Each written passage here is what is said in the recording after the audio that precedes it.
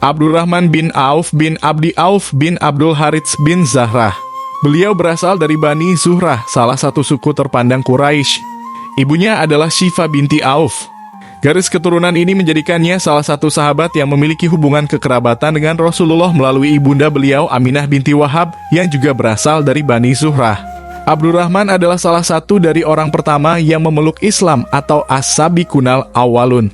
Abdurrahman bin Auf memeluk agama Islam sebelum Rasulullah menjadikan rumah Al-Arkam sebagai pusat dakwah. Ia mendapatkan hidayah dari Allah 2 hari sesudah Abu Bakar Siddiq masuk Islam. Keislamannya membuatnya menghadapi berbagai bentuk penyiksaan dan tekanan dari Quraisy, namun ia tetap teguh memegang keimanannya. Beliau adalah seorang mufti yang dipercayai Rasulullah berfatwa di Madinah selama beliau masih hidup. Pada masa jahiliyah ia dikenal dengan nama Abdu Amr. Setelah masuk Islam, Rasulullah memanggilnya Abdurrahman bin Auf. Seperti kaum muslimin yang pertama-tama masuk Islam lainnya, Abdurrahman pun tidak luput dari penyiksaan dan tekanan dari kaum kafir Quraisy. Tetapi ia sabar dan tetap sabar. Pendiriannya teguh dan senantiasa teguh. Dia menghindar dari kekejaman kaum Quraisy dan tetap setia serta patuh membeberkan risalah Nabi Muhammad. Abdurrahman turut hijrah ke Habasyah Ethiopia saat ini bersama kawan-kawan seiman untuk menyelamatkan diri dan agama dari tekanan kaum Quraisy yang senantiasa menteror mereka. Tatkala Rasulullah dan para sahabat diizinkan Allah hijrah ke Madinah, Abdurrahman menjadi pelopor kaum muslimin. Di kota Madinah yang dulunya bernama Yatsrib, Rasulullah mempersaudarakan orang-orang Muhajirin dan orang-orang Ansor. Abdurrahman bin Auf dipersaudarakan dengan Sa'ad bin Rabi al-Ansori. Pada suatu hari Sa'ad berkata kepada saudaranya Abdurrahman, "Wahai saudaraku Abdurrahman, aku termasuk orang kaya di antara penduduk Madinah, hartaku banyak. Aku mempunyai 2 bidang kebun yang luas dan 2 orang pembantu. Pilihlah salah satu di antara 2 bidang kebunku itu, kuberikan kepadamu mana yang kau sukai. Begitu juga salah seorang di antara kedua pembantuku, akan kuserahkan mana yang kamu senangi, kemudian saya kawinkan kamu dengan dia." Abdurrahman bin Auf menjawab, "Semoga Allah melimpahkan berkahnya kepadamu, kepada keluargamu, dan kepada hartamu. Aku hanya minta tolong untuk menunjukkan di mana letaknya pasar di Madinah ini." Saat menunjukkan pasar tempat berjual beli kepada Abdurrahman, maka mulailah Abdurrahman berniaga di sana. Berjual beli mencari laba dan terkadang juga rugi. Belum berapa lama berdagang, terkumpullah uangnya sekadar cukup untuk mahar kawin. Dia datang kepada Rasulullah memakai harum-haruman. Rasulullah menyambut kedatangan Abdurrahman seraya berkata, "Wah, alangkah wanginya kamu, wahai Abdurrahman." "Saya ingin menikah, ya Rasulullah," jawab Abdurrahman. "Apa mahar yang akan kamu berikan kepada istrimu?" Tanya Rasulullah. "Emas seberat biji kurma."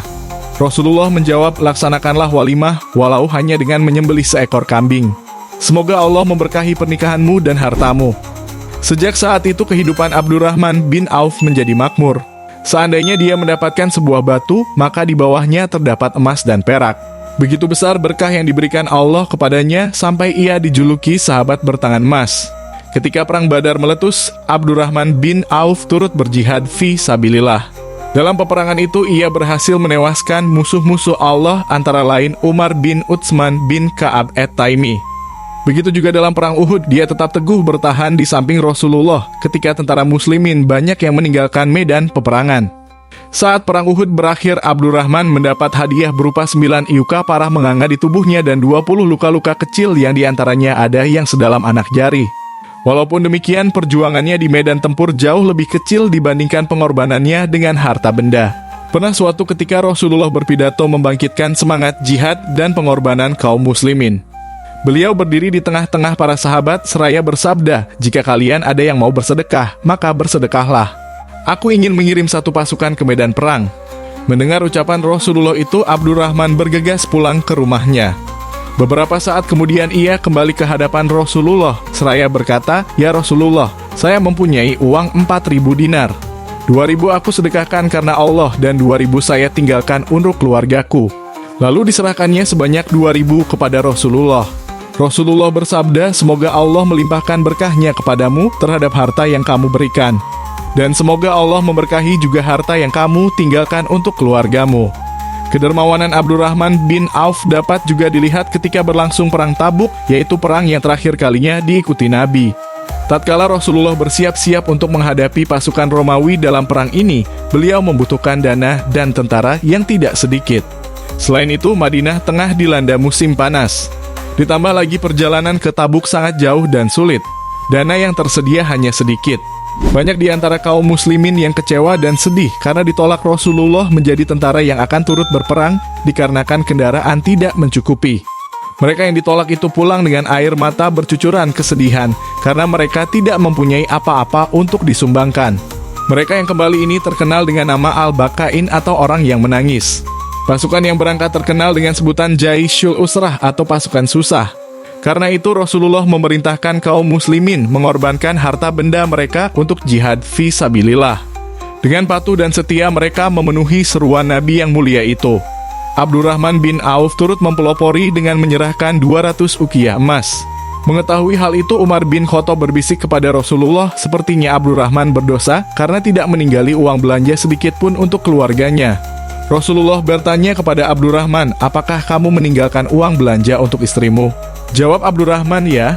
Mereka aku tinggali lebih banyak dan lebih baik daripada yang aku sumbangkan. Berapa? Tanya Rasulullah. Sebanyak rezeki, kebaikan, dan pahala yang dijaniikan Allah. Pasukan tentara muslimin berangkat ke Tabuk. Dalam kesempatan inilah Allah memuliakan Abdurrahman dengan kemuliaan yang belum pernah diperoleh siapapun. Ketika waktu salat sudah tiba, Rasulullah terlambat datang. Maka Abdurrahman bin Auf lah yang menjadi imam salat berjamaah bagi kaum muslimin saat itu.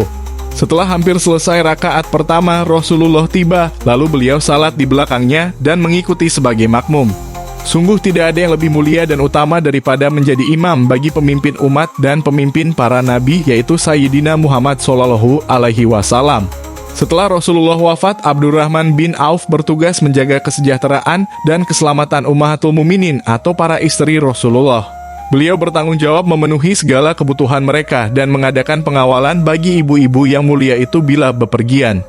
Apabila mereka melaksanakan haji, Abdurrahman turut bersama-sama mereka dan ia membantu mereka naik dan turun dari haudaji, yaitu tenda kecil yang berada di punggung unta tunggangan. Itulah salah satu tugas khusus yang ditangani Abdurrahman. Dia pantas bangga dan bahagia dengan tugas dan kepercayaan yang dilimpahkan para ibu orang-orang mukmin itu kepadanya.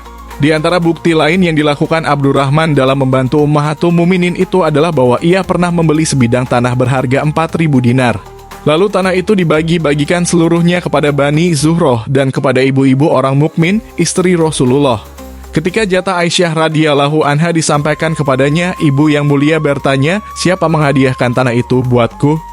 Abdurrahman bin Auf, jawab orang itu.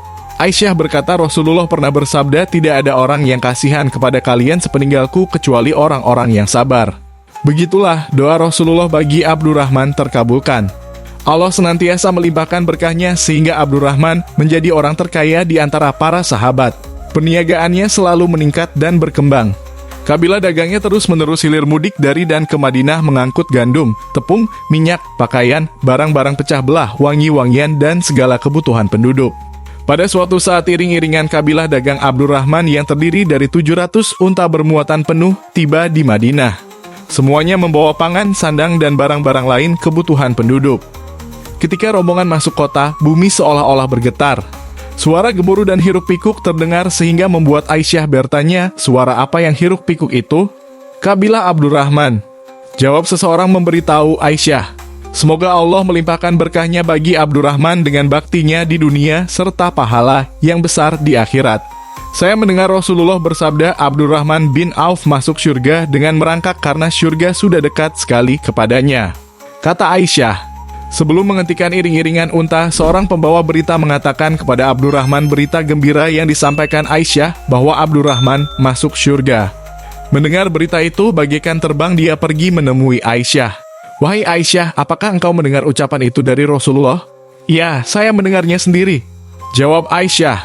Abdurrahman melonjak kegirangan seraya berkata, seandainya aku sanggup, aku akan memasukinya sambil berjalan.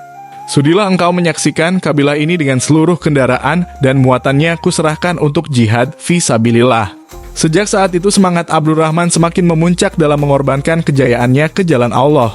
Hartanya dinafkahkannya dengan kedua belah tangannya, baik secara sembunyi-sembunyi atau terang-terangan, sehingga mencapai 40.000 dirham perak. Kemudian menyusul juga 40.000 dinar emas. Sesudah itu dia bersedekah lagi 200 ukiah emas. Lalu diserahkannya 500 ekor kuda kepada para pejuang. Sesudah itu 1.500 ekor unta untuk pejuang-pejuang yang lain. Tatkala hampir meninggal dunia, Abdurrahman memerdekakan sejumlah besar budak-budak yang dimilikinya. Kemudian mewasiatkan supaya memberikan 400 dinar emas kepada masing-masing mantan pejuang perang Badar yang berjumlah tidak kurang dari 100 orang. Dia juga berwasiat agar memberikan hartanya yang paling mulia untuk ibu-ibu orang mukmin, sehingga Aisyah sering mendoakannya. Semoga Allah memberinya minum dengan minuman dari telaga salsabil. Di samping itu dia meninggalkan warisan juga untuk keluarganya sejumlah harta yang hampir tak terhitung banyaknya. Dia meninggalkan kira-kira 1.000 ekor unta, 100 ekor kuda, 3.000 ekor kambing. Dia beristri 4 orang. Masing-masing mendapat bagian khusus 80.000. Dia juga meninggalkan emas dan perak yang kalau dibagi-bagikan kepada ahli warisnya, cukup menjadikan seorang ahli warisnya kaya raya. Walaupun begitu kayanya dia, namun tidak mempengaruhi jiwanya yang penuh iman, takwa, dan sederhana. Apabila ia berada di tengah para budaknya, orang tidak dapat membedakan di antara mereka mana yang majikan dan mana yang budak. Berbahagialah Abdurrahman bin Auf dengan ribuan karunia dan kebahagiaan yang diberikan Allah kepadanya. Ia meninggal dunia dan jenazahnya diantar oleh para sahabat yang mulia seperti Sa'ad bin Abi Waqqas, Utsman bin Affan, dan kerabatnya yang lain. Dalam kata sambutannya yang terakhir, Ali bin Abi Thalib berkata, "Anda telah mendapatkan kasih sayang Allah dan Anda berhasil menundukkan kepalsuan dunia. Semoga Allah senantiasa merahmati Anda. Amin."